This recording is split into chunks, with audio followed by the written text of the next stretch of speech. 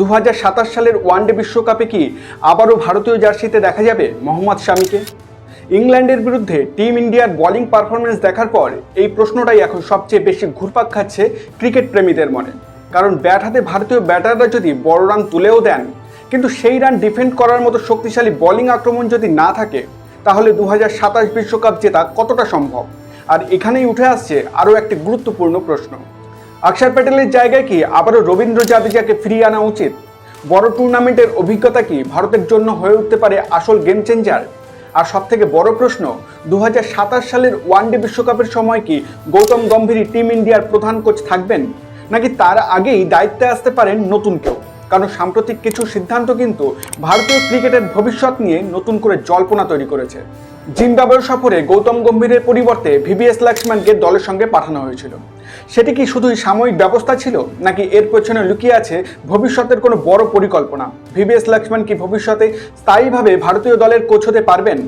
আর 2027 বিশ্বকাপের জন্য ভারতের সম্ভাব্য 15 সদস্যের দলই বা কেমন হতে পারে? চলুন একে একে জেনে নেওয়া যাক সবকিছু। প্রথমেই কথা বলা যাক টিম ইন্ডিয়ার প্রধান কোচকে নিয়ে। গত কিছুদিন ধরেই ভারতীয় ক্রিকেটে একটি আলোচনা বেশ জোরালো হয়েছে।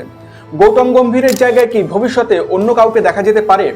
অবশ্যই এই মুহূর্তে এমন কোনো সিদ্ধান্তের অফিসিয়াল ঘোষণা নেই, কিন্তু 2027 সালের ওয়ানডে বিশ্বকাপের মতো বড় মঞ্চ সামনে রেখে দলের পারফরমেন্স যদি প্রত্যাশা মতো না হয়, তাহলে ভবিষ্যতে কোচিং স্টাফ থেকে শুরু করে নির্বাচক সব ক্ষেত্রেই পরিবর্তনের সম্ভাবনা তৈরি হতে পারে। আর এই আলোচনায় স্বাভাবিকভাবেই সামনে চলে আসছে ভিভিএস লক্ষ্মণের নাম। বিশ্বকাপের পর যখন লক্ষ্মণ দলের দায়িত্ব সামলেছিলেন, তখন তার অধীনে ভারতীয় দলের শুরুটা ছিল বেশ ইতিবাচক। তার তত্ত্বাবধানে ভারত সিরিজ জেতে। একই সঙ্গে অধিনায়ক শ্রেয়াস আইয়ারও তার প্রথম সিরিজ জিতে নতুন অধ্যায়ের সূচনা করেন। তাহলে প্রশ্ন উঠতেই পারে, এই সাফল্য কি ভবিষ্যতে ভিভিএস লক্ষ্মণকে স্থায়ীভাবে ভারতীয় দলের প্রধান কোচের দায়িত্ব পাওয়ার দাবিদার করে তুলতে পারে, নাকি সামনে এখনও অন্য কোনো পরিকল্পনা রয়েছে বিসিসিআই এর? এই উত্তর অবশ্য সময় দেবে। এবার আসা যাক ভারতের সবচেয়ে বড় দুর্বলতা বোলিংয়ে। ইংল্যান্ডের বিরুদ্ধে ভারতীয় বোলারদের পারফরমেন্স যে একেবারে স্বস্তিদায়ক ছিল না, সেটা কিন্তু স্পষ্ট। গুরনুর ব্রাড 10 ওভারে 97 রান দিয়ে ফেলেন এবং পাননি কোনো উইকেট। অন্যদিকে প্রিন্স যাদবও 10 ওভারে খরচ করেন 79 রান। অর্থাৎ ব্যাটাররা যত রানই করুক না কেন, বোলিং বিভাগ যদি এভাবে রান বিলিয়ে দেয়, তাহলে বড় টুর্নামেন্টে সমস্যায় পড়তে পারে টিম ইন্ডিয়া।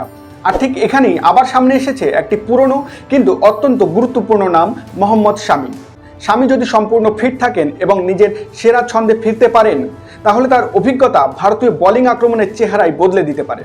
নতুন বলে দ্রুত উইকেট তুলে নেওয়া থেকে শুরু করে বড় ম্যাচের চাপ সামলানো, এই জায়গাগুলোতে শামি বহুবার নিজের যোগ্যতার প্রমাণ দিয়েছেন। বিশেষ করে ওয়ানডে ক্রিকেটে তার অভিজ্ঞতা ভারতের জন্য অত্যন্ত মূল্যবান হতে পারে। তাই নির্বাচকদের সামনে প্রশ্ন একটাই, 2027 বিশ্বকাপের আগে মোহাম্মদ শামিকে কি আরও একটি সুযোগ দেওয়া উচিত? আমার মতে তিনি যদি ফিট থাকেন এবং পারফরমেন্স দিয়ে নিজেকে প্রমাণ করতে পারেন, তাহলে তাকে একেবারেই উপেক্ষা করা সহজ হবে না। এবার আসা যাক রবীন্দ্র জাদেজার প্রসঙ্গে। টিম ইন্ডিয়ায় জাদেজার মতো একজন ক্রিকেটারের গুরুত্ব কতটা, সেটা নতুন করে বলার প্রয়োজন নেই।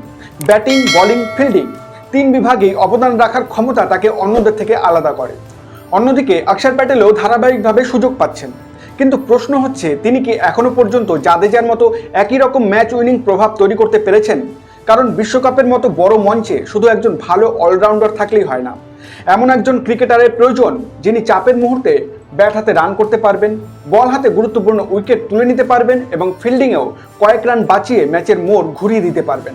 আর এই জায়গাতেই জাদেজার অভিজ্ঞতা টিম ইন্ডিয়ার জন্য বড় সম্পদ হতে পারে। তাই 2027 বিশ্বকাপের আগে জাদেজাকে ফেরানোর আলোচনা যে একেবারেই অযৌক্তিক নয় তা বলাই যায়। এবার দেখে নেওয়া যাক 2027 ওয়ানডে বিশ্বকাপের জন্য ভারতের সম্ভাব্য 15 সদস্যের দল। সবার আগে অধিনায়ক শুভমন গিল। ওয়ানডে ক্রিকেটে ইতিমধ্যেই নিজেকে ভারতের অন্যতম গুরুত্বপূর্ণ ব্যাটার হিসেবে প্রতিষ্ঠিত করেছেন তিনি। তার ব্যাট চললে প্রতিপক্ষ বোলারদের জন্য ম্যাচ নিয়ন্ত্রণ করা অত্যন্ত কঠিন হয়ে যায়। 2 নম্বরে রয়েছেন রোহিত শর্মা। বয়স যতই বাড়ুক, বড় ম্যাচে রোহিতের অভিজ্ঞতা এবং বিস্ফোরক ব্যাটিং এখনও ভারতের অন্যতম বড় শক্তি হতে পারে। নিজের দিনে হিটম্যান একাই ম্যাচের রং বদলে দেওয়ার ক্ষমতা রাখেন। 3 নম্বরে ব্যাকআপ ওপেনার হিসেবে থাকছেন যশস্বী জয়সওয়াল।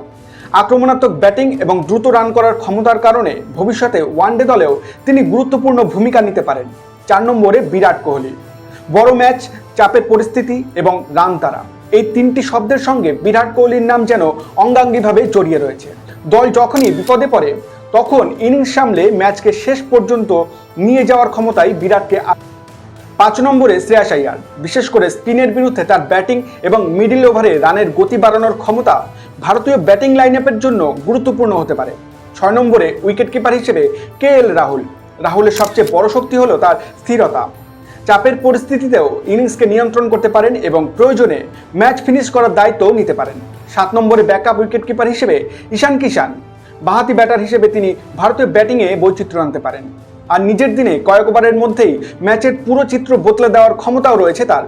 8 নম্বরে হার্দিক পান্ডিয়া, ব্যাট এবং বল দুই বিভাগেই ম্যাচ জেতানোর ক্ষমতা রয়েছে তার। বড় ম্যাচে তার অভিজ্ঞতা এবং অলরাউন্ড দক্ষতা ভারতের জন্য অত্যন্ত গুরুত্বপূর্ণ হতে পারে। 9 নম্বরে রবীন্দ্র জাদেজা, দুর্দান্ত ফিল্ডিং, নিয়ন্ত্রিত বোলিং এবং প্রয়োজনের সময় কার্যকর ব্যাটিং, 3 বিভাগেই অবদান রাখার ক্ষমতা জাদেজাকে এই দলের অন্যতম গুরুত্বপূর্ণ সদস্য করে তুলতে পারে।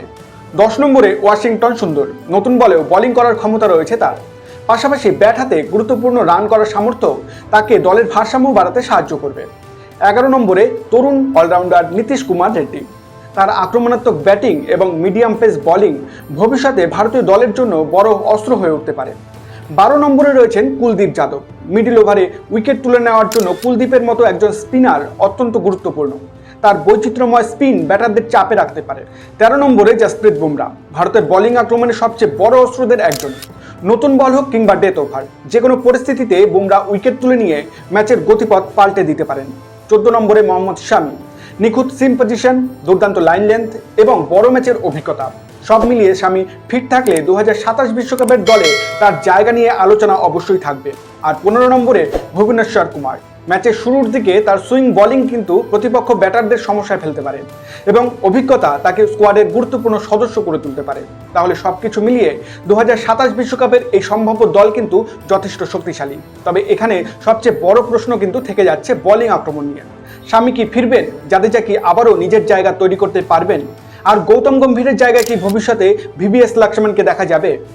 নাকি 2027 বিশ্বকাপের আগেই ভারতীয় ক্রিকেটে আসবে আরও বড় কোনো পরিবর্তন? এই মুহূর্তে নিশ্চিতভাবে কিছু বলা সম্ভব নয়। তবে একটা বিষয় পরিষ্কার, বিশ্বকাপের মতো বড় মঞ্চে শুধু তারকা ক্রিকেটার থাকলেই কিন্তু হবে না, প্রয়োজন সঠিক কম্বিনেশন, অভিজ্ঞতা, ফিটনেস এবং সবচেয়ে গুরুত্বপূর্ণ সময়ে পারফর্ম করার ক্ষমতা। এখন আপনাদের বলার পালা। আপনাদের মতে মোহাম্মদ শামিকে কি 2027 ওয়ানডে বিশ্বকাপের দলে অবশ্যই ফেরানো উচিত? রবীন্দ্র জাদেজাকে কি অক্ষর প্যাটেলের জায়গায় সুযোগ দেওয়া উচিত? আর VVS লক্ষ্মণের অধীনে টিম ইন্ডিয়া কি ভবিষ্যতে আরও ভালো পারফর্ম করতে পারবে? আপনার মতামত অবশ্যই কমেন্টে জানাবেন। আজকের ভিডিওতে এই পর্যন্তই, আবার দেখা হবে একদম নতুন একটি ক্রিকেট আপডেট নিয়ে।